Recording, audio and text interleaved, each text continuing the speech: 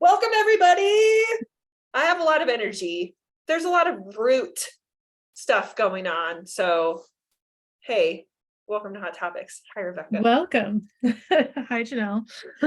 And if you're new, we talk about human design in a fun, open-minded, sometimes has you going, oh, I have a question about that. I have a comment about that sort of way, because that's what we want, is for you to question and comment and experiment. And as Rebeka loves to say, take what resonates and leave what doesn't, please. So I really like the way that this episode has come about, because we didn't have a plan. Yeah, we were just kind of chatting. Well, and it's funny because we just kind of started talking about this, but this is what's been on my mind for the past 2 days, this topic we're going to talk about. So I've been kind of deep diving. So I'm really excited. You brought this up the last time we talked, and I look at it, and then as we said earlier, I have a lot of, I met with someone earlier that has a lot of root definition, and she really jacked me up. And usually after I have a session, I'm very tired. Today I might have gotten my like caffeine ratio right today too, which is like, yay, I did a good job. Like yes. I had my second caffeine at the right time. I have one caffeine and I'm saying it like this because I have tea and coffee, so I don't know where to go, but one caffeinated bevy at between like 9 o'clock and 11 o'clock. Okay. And then I have another one between like 2 o'clock and 3:30. I don't usually go past that because I'm very aware of how caffeine affects me, and I don't want to like mess myself up at night. Yeah. But I have a really fast metabolism also. So if I get 3:30 is usually good. It's out of my body before like 8 o'clock usually, I would say. Yeah. So that's how I do caffeine. And today I had my coffee and my tea and so my root energy, and now it's like, do you drink caffeine even? I see you sometimes. Sometimes. Not every day? No. Oh, God. I think that would hurt me.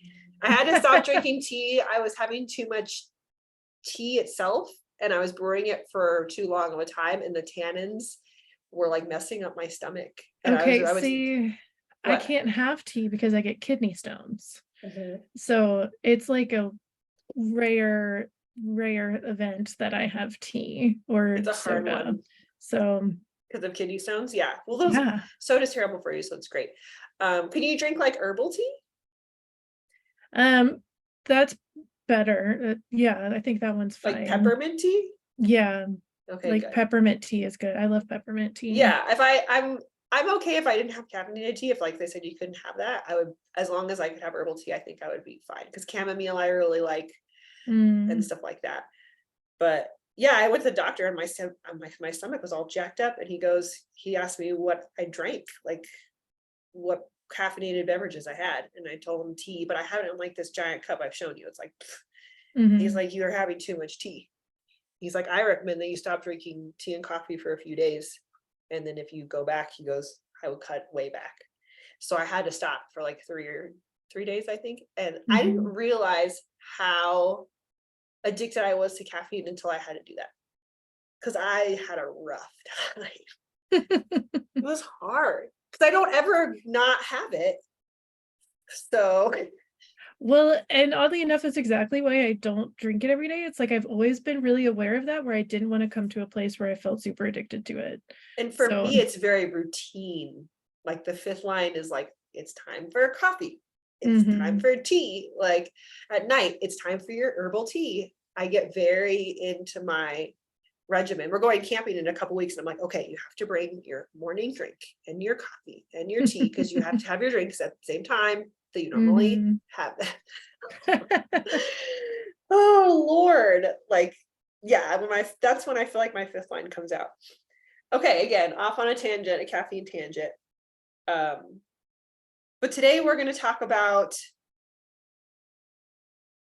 the authority of the mental projector, soundboarding, the other parts of it, because it's definitely not just soundboarding, and also this thing that Rebeka has been thinking about, which is projector, reflector, where do they mix? Mental projector specifically, right? Or is it projectors? Yes, just mental projector. Mental projector and reflector, and how they are similar, and how sometimes leaning into your reflector side might give you some clarity or open up some new possibilities for you, because we don't get a lot of information.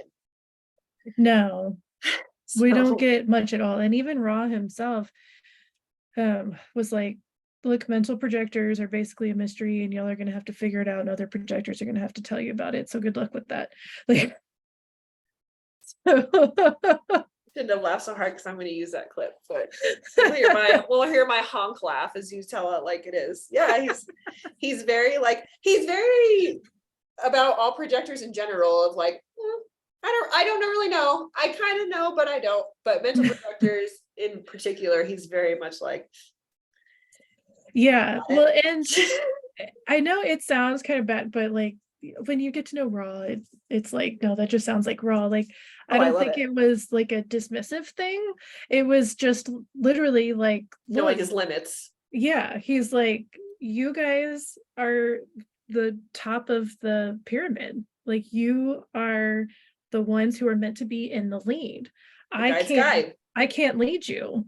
You guys have to figure this out. And so that makes sense. And we're a really new type and a very rare type. So it's like, I guess it's time to start figuring it out. And this is what we've been kind of doing with our environment group, but also not lately. So casual. We keep it casual at the environment. Yeah. I mean, the YouTube is expanding, so that's great. And we keep putting out consistent dish content. Yay! So that works out. I think this is interesting because the way you said it was, we're up at the top guiding. Where is the reflector then in that whole scenario? I know they're not guides, so where do they go? No. So if we think of everybody like in a group, there's like one reflector per 100 people, right? So they're just in there like hanging out, like, is this group good or not? Like, so they're kind of giving us a collective barometer of the situation from inside. And we are observing as birds in the trees, if you will, as projectors do, kind of in a more big picture way. But the reflectors are more in the scenes, like a reporter, like reporting live, reflector, news.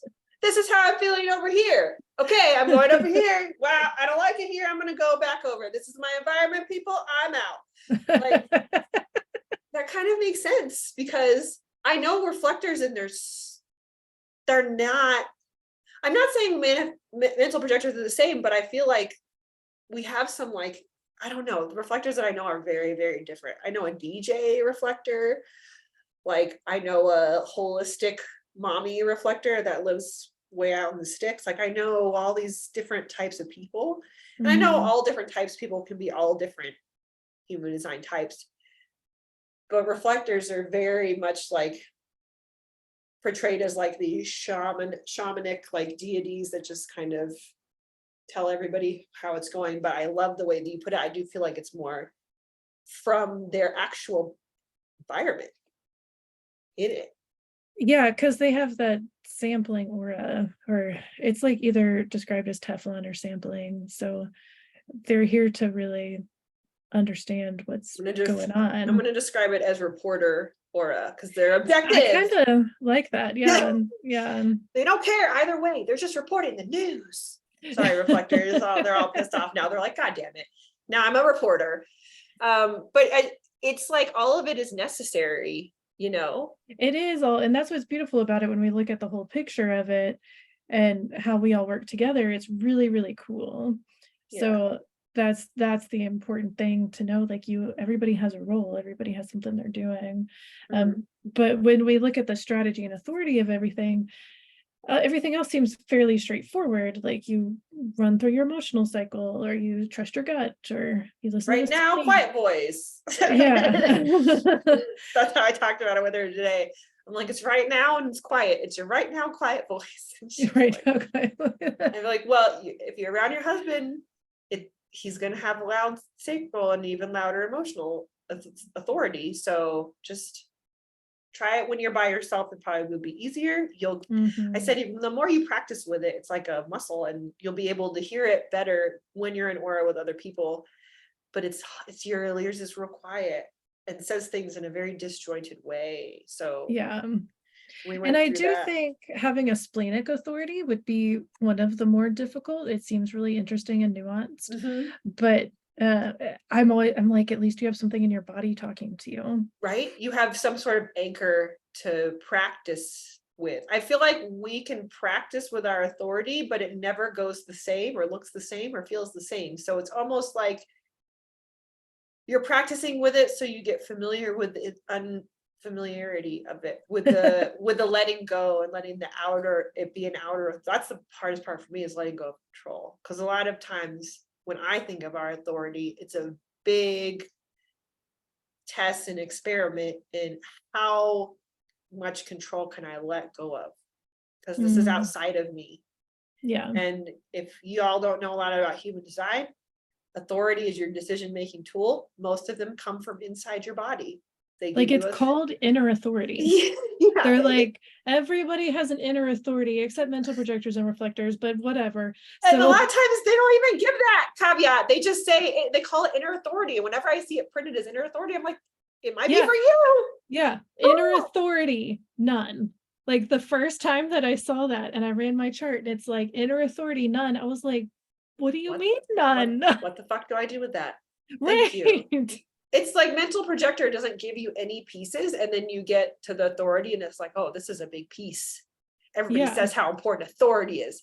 This is going to unlock everything. None. No. And interestingly, one of the lectures I was listening to from Ra about mental projector, he always harps on strategy and authority. Like, that's what we tell everybody when they're first starting. But he said for the mental projector, it's really just strategy.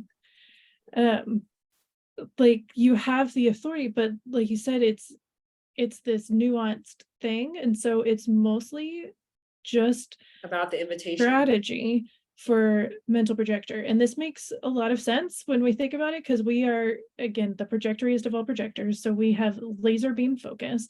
Like, projectors are meant to guide from their definition. So we have this very specific guidance to offer. We are here for outer authority.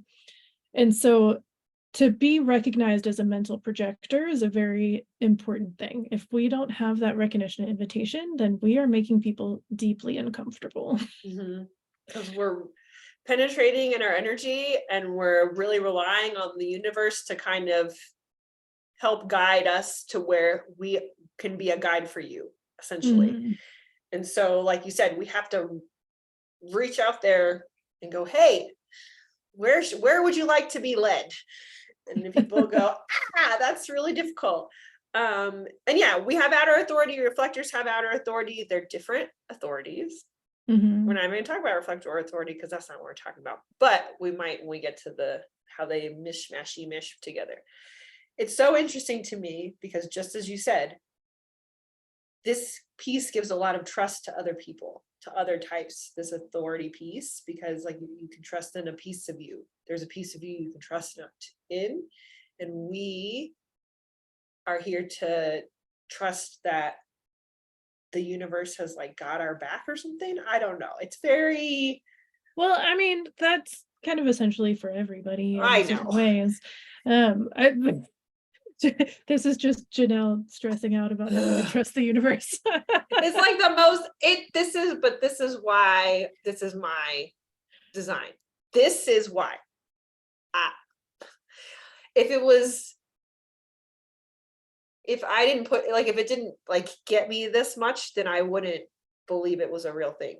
If I didn't push so hard against it, I don't think I would think it was like a real deal. I also have such gnarly conditioning, and I'm realizing now, like, how much it holds on to me and how like unconscious it is to me. Okay. To where I don't even realize when I'm doing it or when I'm having those like that the thoughts are conditioned thoughts. Like it doesn't even occur to me.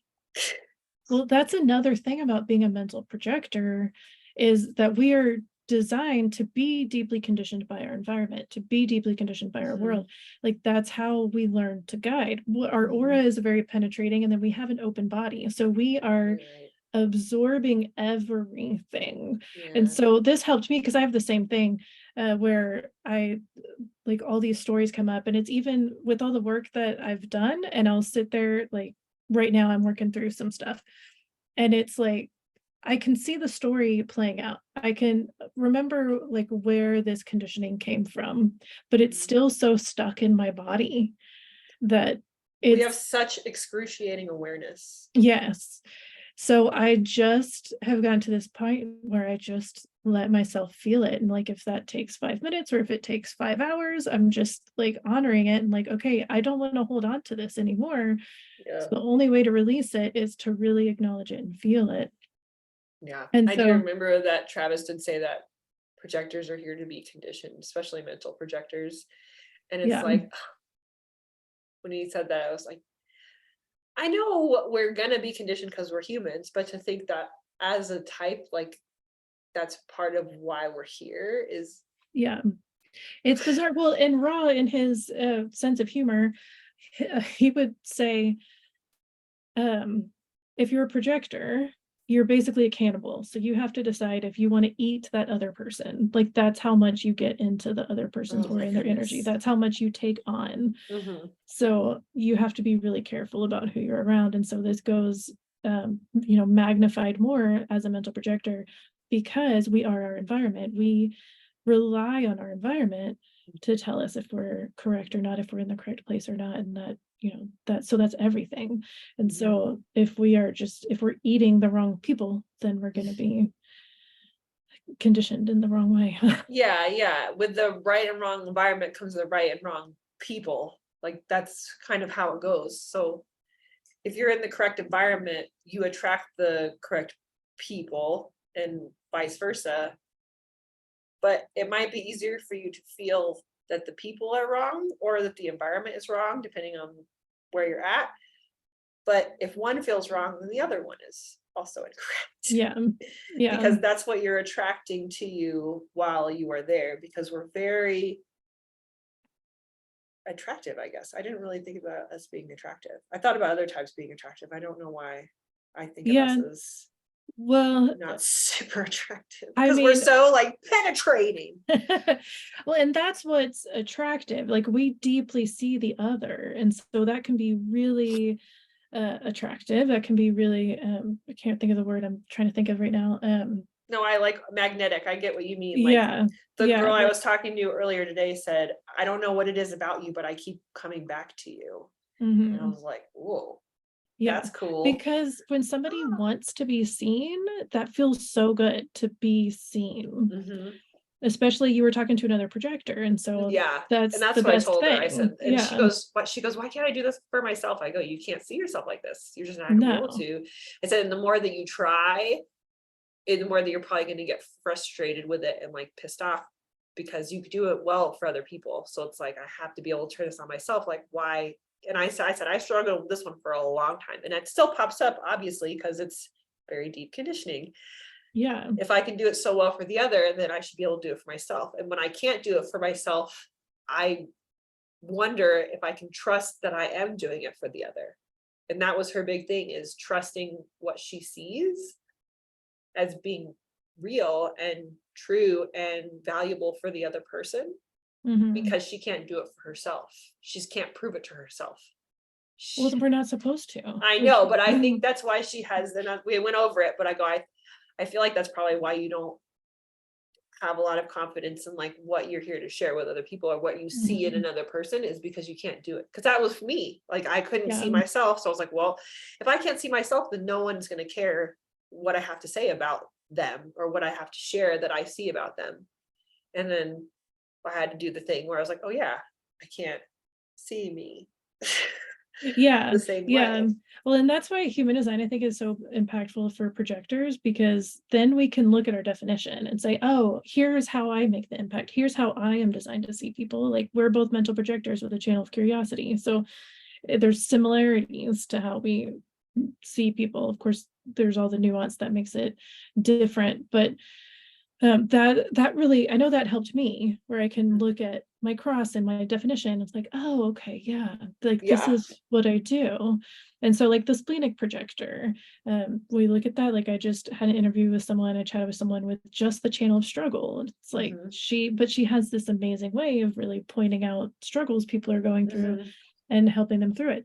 I can't do that for people. Yeah. So it's really, really cool when you start to do that. And that's the best way for a projector to really know themselves. Yeah, that's what I told Like, Amy. I said, you're so brave. And because she's provocation and very like, damn the man. And I said, your energy to me feels so brave because you're here to challenge the system.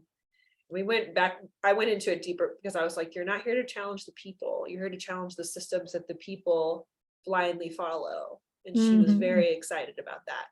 I said, so when you're chatting with people, if it comes from a place of challenging the system rather than challenging them personally, it will fare better for you, because you can be, I'm like, you're gonna piss some people off because you're provocative.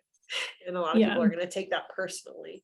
But as long as you come from a place of saying, hey, I'm not challenging, what you do for a living. I'm challenging why you do this if you hate it, or whatever it is that she's doing, to say, why are you doing this? Because that was her main focus before we even started talking. She's like, I like to get to the why of people and why they do things the way they do. I'm like, yeah, obviously you want to do that because it's very provocative to people to have to explain themselves and explain why they do the things they do. That's very vulnerable to a person.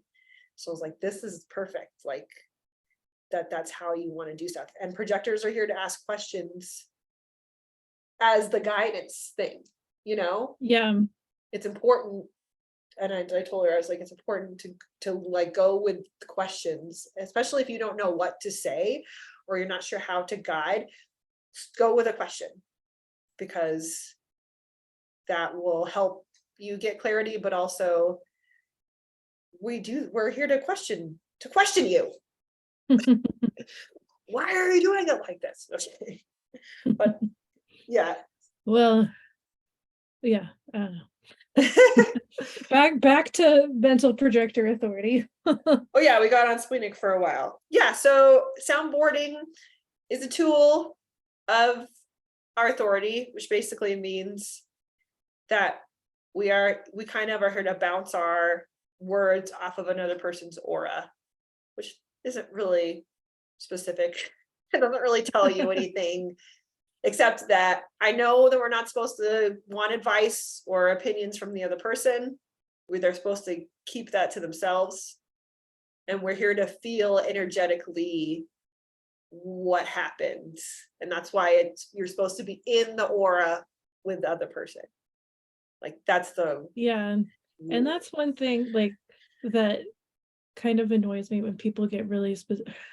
I know. I mean, this is part of why we have this podcast, because I wanted to tell the rules, guys, and now we're going to say why we think that's stupid. Not stupid, but because people are like, well, Ross said this one thing one time, on it. so. Yeah, we can expand on it. That's all I gotta say. Yeah, because okay, I know for me personally, like it does help. I feel different when I can talk to different people, and I can come to better conclusions for myself when I can talk it out and I can bounce things off. And it feels to me like my words leave my mouth and bounce off the other's aura and then come back to me in this different way.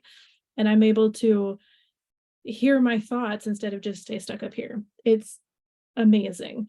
Journaling also helps me a ton, right? Yeah. And there's people who just who will do voice notes and that seems to help them. So it's like experiment with what works for you. We know I don't like journaling, but I know you don't. So I'd rather talk to like, myself. Yeah.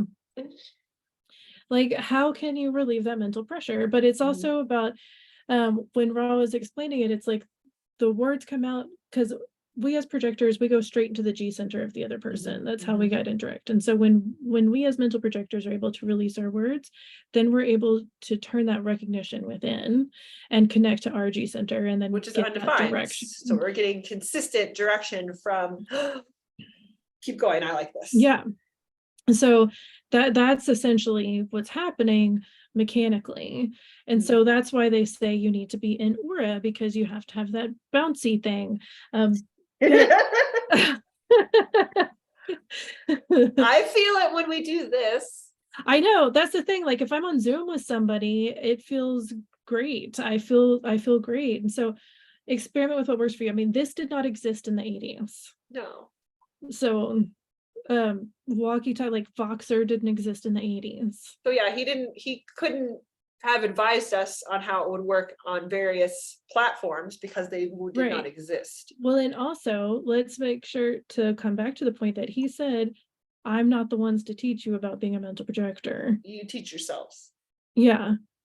And like he fully put it in, like, you gotta experiment. He did say that you can't soundboard over the telephone because there's no aura, which honestly, I mean, who talks on the phone anymore anyway? Like, no. And I was going to ask you, like, do you think the video is the key? Like, if you couldn't see me, because I've done readings where I couldn't see the other person and it was awful. Yeah, I prefer video. I can't gauge shit. I'm like, I don't know. Even the voice, like I'm listening to the voice, I'm like, they sound happy, but maybe they're just doing this to like trick me. I need to see their eyes. Yes. And their face. Yes. I do not like talking on the phone. I've had it happen a couple times where someone's Zoom messed up and they couldn't, if they turned off the camera, it was fine. And so I just went with it because we're going to go with it. But I don't know if I'd ever do that again, to be quite honest, because I hate it. I felt super disconnected and like I was talking to nobody.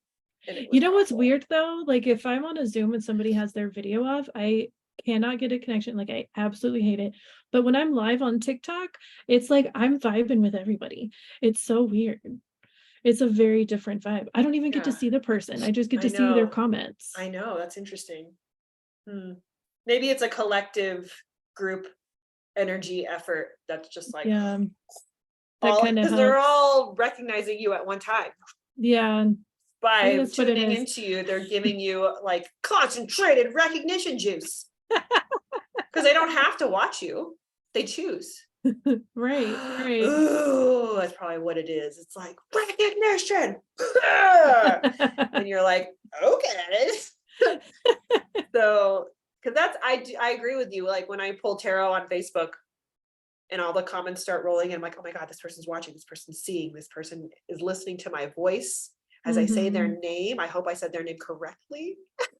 I always do that. I'm like, if I butcher your name, please correct me in the comments and I will say it right. I go, some of them are hard, but these are beautiful names and I want to get them right. I have I don't know why, but I have a weird hang up with mispronouncing people's names. Oh no, I do. Even if I've never heard them. Yeah. So how would I know? So and I try to give myself that little break. Like, how would you know if this name that you've never seen before is pronounced a certain way if you've never heard it? Oh yeah. Or a name can be spelt one way and said 3 ways. And you're like, well, actually, it's so funny that you say that because I was literally thinking of an example of just that. Like the name Kali. Okay, my cousin is named that, but she says Kali. I have a student who says Kaylee, and then someone popped in one of my readings, and I asked her, and she says Callie. Callie. That's what I would assume, Callie. Yeah. But yeah. But I go straight to Kali because that's just what I've known, like literally my whole life. And Andrea and Andrea are spelled the exact same. So it's like, what are you going to do? But anyway, the recognition piece, I bet you that's a big piece of it because you're getting multiple. It must be. Because I feel the same way when people are paying attention. And I wonder if that's why the opposite really like when no one shows up. And you're just talking and you see like 0. And you're like nothing. Yeah, I know. And Instagram asks, would you like to save this? Delete. No, I don't want to remember this at all. That like gave me, it's hard for me to go live on Instagram on my own page because that I don't like it because Instagram doesn't feed you to very many people. No, it doesn't. I'll do like it on going by someone myself. else's page. And if they only have like 4 or 5 people, I'm like, yeah, we're talking to some people. But if it was my own, I'd be like, this is stupid. Yeah. But if it's theirs, I'm better. Yeah. It feels better, I guess. Well, because you're talking to somebody, so at least you're having a conversation. Yeah. Just that whole dead air where you're like, yeah. At least when I'm recording like my video diary, I know that it's a recording. Right. It will be shown to people, but it's like, okay, I know what's going on. I have no one's energy to play off of. That's very interesting to think of it that way. I didn't really realize, like, because I think you're right with Voxer messages, it doesn't feel like I'm connecting with the person. It feels like I'm getting out energy. They're releasing energy. I'm releasing energy. They're releasing energy. Like, I'll listen to theirs and I can hear the release of their stuff. And then I respond and I'm like, I feel like I'm releasing some of my shit here too. And it's like, that's what it feels like, is a pressure valve just going, psh, but it's not a connection with another person. It's more an energy. Yeah. Like, it serves a good purpose. Like you said, is energy release, where I can get on, like if I hired a coach that has Voxer, I can get on and be like, hey, I'm really struggling with this thing right now. And then I can get it out and I feel better. And I know that it's going to a trusted place. But you'll probably still go back to it and work through it in a more soundboardy way, or more environment experimental, or even sometimes like just saying it out loud, I can hear it differently. It's like even in that way, like I'm on Voxer, I can say it out loud, and then it's like suddenly an energy shift happens in me and I'm like, oh, okay, I'll do this. Yeah, that happens to me too. Like, yeah, exactly. If I'm leaving a message for a client and I'm like, as I'm saying it, I'm like, oh, this is the piece of my own advice that I actually should pay attention to. Not all of it, but this one piece that's like, that, like you said, almost like physically stops you and your voice just kind of goes, and you're like, oh shit. And then you because you're like, I just realized something, but I don't want to mess up my flow for this person. And that's why, like, this stuff is so valuable to us. And it helps me to remember that, because a lot of times I'm like, well, I want to make money, like with my gifts, like all projectors do, even though we're not necessarily here for that. But having this stuff where it's like, I these things I'm not necessarily charging for, but I'm like getting little pieces of like, oh shit. And it like puts me back on my path. Because I can feel myself sometimes slacking from my work. And then they'll remind me and I'm like, oh yeah, get back over there. But yeah, it doesn't feel the same as seeing you. Yeah. Connecting in this way. But I like that there's at least options. I don't think I could do like I know people do recorded readings of just their voice, and like that's what they say. I've tried that and I hate it. I don't think I could. It just feels, I don't know. I like the video aspect. We've talked about this. I really like the video aspect. Yeah. I thought it would be a good way to conserve my energy, but no. And isn't it crazy how something that you go, well, logically, this actually will conserve my energy because I'm not sharing it with another person, but it doesn't work still. And you're like, but I'm just conserving my energy like a good mental projector. So why isn't this thing working? And it's like, well, everything doesn't work for every person, one. And I really think that the video aspect is probably important for a lot of projectors because of the penetrating. I know we penetrate with our energy, like energetically. Penetrate, I'm going to keep saying that word, it's going to make me laugh. But I really feel like this has a lot to do with it, because we're here to see, so see the big picture, see things up on the ledge, see. So a lot of the words point to our eyes. So that's why I do feel like the video thing is super important. That's so funny to think about that. So people, if you have trouble just recording yourself, maybe try videoing yourself and watching it. Oh, that sounds scary, but maybe I'll do it now. Yeah, I've done that a lot. It seems to help. And never done it, because then you can see like what your face does and like what your body does as you're saying stuff. Oh, that would be interesting. Yeah, it would be interesting. Or even if you like, because I saw this video, it's not a human design person, like it was a dating thing I was watching on TikTok, and she just recorded herself talking out loud about these 3 different guys that she was dating. And so she showed the video in like fast forward time, right? And so you could see the body language that happened. And so that might be interesting too, like just putting the phone to the side and then just talking, and so then you're not distracted by it, like you can just talk and then look back. You could see which one she was really into based on how her body language was. It's very interesting. Yeah. And I feel like, I don't know if it's a mental projector thing or a projector thing or even a human design thing, but I feel very demonstrative with my body and my face. And I do it with my voice too, but I don't know. I know that my face says everything about me, like how I'm feeling. I can't hide anything. I don't know. I'm sure that goes across a lot of types, but it's just, it's helpful for me. I mean, for myself, I can't lie to save my life, which is probably good too, but I'm terrible at it. So terrible. I really am, which is good most of the time. Okay, so we talked about soundboarding and what it's supposed to be, but like really experiment with however it works for you. If talking to yourself helps you, cool. It doesn't have to be the definition of soundboarding to be an arsenal in your little arsenal of stuff that you do to help you out, to help you gain clarity. Just as you said, Rebeka, sometimes you say something out loud, and just saying it out loud, you hear it and you're like, actually this, like tweak this little piece, or, oh, I don't know if I like that as much as I thought. And yeah, doing that in aura with another person, you might learn the same thing. But it's about practicing with all the different ways of looking outside of yourself, essentially, and trying to have an outer authority and an inner authority world.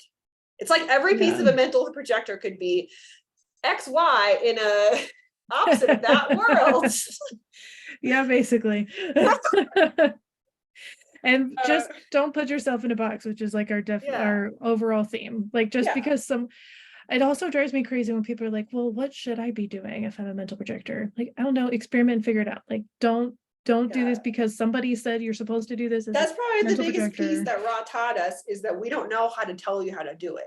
Yeah. We are here to guide you in a supportive way, but we can't tell you how to do it. As third lines, we're really good at telling you how we do it and how we do it wrong. Because as I've come to realize it very recently, that third lines are actually a lot better at telling you how it doesn't work than how it does. And that's how we get to the does, is because we see a lot of the doesn'ts, and that can feel negative and pessimistic and like, but that's not what, if you remain objective, that's not what it is. It's merely pointing out the things that don't work as well as maybe this thing will, once you try all the things. And then you're like, oh, actually, this is, out of all these ways, this worked the best for me. Because we can see glaringly when something doesn't work properly the way it's supposed to go. I see it at my work all the time, and I'm very objective because I don't care about that. I'm like, wow, you guys' communication is the number one thing, but there's so many other things. Anyway, so yeah, practice talking stuff out. And again, this is different from self-projected projector because they have a defined G center that really changes the whole game and makes it a completely different thing, because they have an inner peace that helps them out. Yeah. So it's different. Soundboarding for them is this, it's the same process, but it's not about bouncing stuff off like oracally, right? It's more like hearing themselves talk. Yeah, it's just releasing that. It's just the truth comes out in the words. That's it. So they just have to talk, and then stuff comes out. There's no more real mechanics that go along with it, and that outside has nothing to do with it. They're just in here. We're in the environment, that makes a difference, as we talked about. The correct environment, the correct people, and vice versa. You have to test this stuff out. I know we're third lines, and that's kind of our like line is test it out. But I really feel with this authority, there has to be some experimentation. Because how else would you like know if an environment is right for you unless you're in that environment?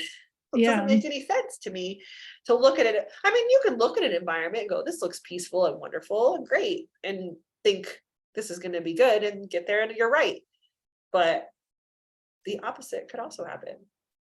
And it can hit you wrong. And an environment can change. You can go on one time and be like, this is great. And then you go again, you're like, I don't like this place anymore. What happened? And it's could be there's different people there, or something about it has changed, something about you has changed. This is why mental projectors are often LOST. It's because everything about our authority can change every time we do it, right? I mean, yeah, because in different environments, we're picking up on different things. But can an environment hit you differently at different, if you go to, like, let's say you go somewhere and then you visit that place 5 years later? I'm sure. I mean, who knows how much has changed in 5 years? So. Yeah, or even 5 months. Yeah. Or like, what if it's a completely different group of people? Like, what if it's a bar and you go and it's like a great people, and then you go again and it's like, oh my God, these people. I guess then it would be the people. Yeah. But but you're still in that. Oh, see? Gray areas everywhere you look. So this is not to say that you have nothing to trust mental projectors. Simply, you have a lot to trust out there. And you do have an inner authority. It's just accessed in a different way. Well, what part of his inner? The part of us that makes like, you know, like when you soundboard and you start to recognize the yes and the no within yourself, like the inner knowing, you're getting the access from within. That's true. You just have to access it. You just have to be in that correct environment. You have to talk about it in order to recognize it. The pieces of it are without, but the product of it is within. I don't know if that makes any sense, but I get what you mean. There's outward things that have to happen in order to get it to make sense in here for you energetically. Yes. Gain some clarity. So I'm glad that we have sorted this out, because I really do feel like a lot of times the authority piece of the mental projector really throws them for a loop-de-loop, and they don't know what to do with that part. And when it's like jammed down your throat when you first get into human design, that this is like the two most important things aside from your type that you have, like tools to use. And that was the thing for me, is like, oh, they're giving me tools, they're giving me things I can use, I can do something with these. Because I was very much, I have to do something, I have to control it somehow. And then they gave me the non-control ones. The human design gods. No. But it would make sense that you would have trouble with your own design, I would think, right? That you would have parts, because it's so you. It's like, I don't know. Do any parts of it, did it ever like piss you off? Well, obviously the nun, I'm sure, pissed you off. The nun, I felt disappointed. I felt kind of left out. The 3 line, I go full martyr sometimes. I get really annoyed about being a 3 line. But then sometimes I think it's pretty cool. I think that's, to me, that's part of the proof that this is an important tool for us, is that it really hits us in the pieces and parts of us that we struggle with and are like, yeah, I mean, overall, I have to do it this way. I don't want to do it this way. And I feel like everybody has a little piece probably in their chart where that happens, because it's you. And the reason that it bothers you so much is because deep down, you know that that's a piece of you, and you should look at it full force. Listen to me telling you to look at your stuff.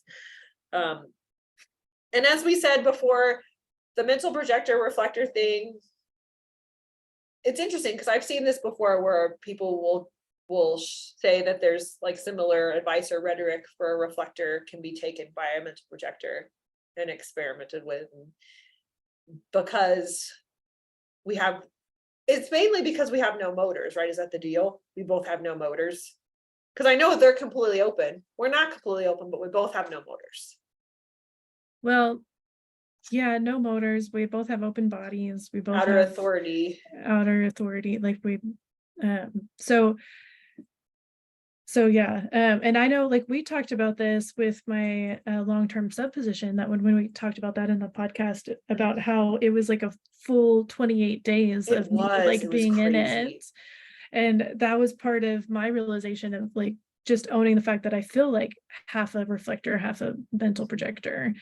And we talked long before about how we'd look at, when people would make posts, we'd look at both the reflector and the projector thing. Yeah, and go, oh, yes. Yeah. Yes. Because they both felt like they fit, but not totally both like one or the other. Yeah. And yeah. I thought that was really cool, because when you said that happened to you, it really reminded me that as mental projectors, we're also here to be very slow and like methodical. Yeah. Well, and that's the other thing. It takes time for us to process because of our openness. So we have things to process as well. And then the interesting difference, though, is like we have that penetrating aura again with the open body. So we are deeply conditioned by our environment, whereas the reflector is conditioned, but apparently their aura is designed to help them not be so conditioned. More objective, I feel like, and less personalized. That's what it sounds like to me when I talk to them. Is that they're here to be more, is they kind of the aura kind of gives them a little bit of objectivity. Yes. Especially as mental projectors, we don't. Yeah, whereas me, like, especially pre-human design, I'm like in an environment, I'm like, okay, so this is my life now, like this is personal, who I am. This is about me. And then this is me. Yeah. yes, and then I leave that environment, and then I'm deeply confused about life and my identity. So and I also feel like we're conditioned to view objectivity as cold. Yes. And uncaring and like calculating somehow, and like you don't really want to connect with people because you're being objective. And especially as females, we're not conditioned as females we're conditioned to be hugs. Come closer, I'll tell you everything. Let's be BFFs. But a female who was like, I'm going to stay on the outside of this issue is looked at as a bitch or like cold, or you don't have any, you're a little bit unfeeling. And sometimes I feel for the reflector a little bit, because it's like, I'm like, that's not what you are, but it is a protection that you have that might come off to another person as, what is this thing? What do they got? I want that. That's what I think. I'm like, I want that.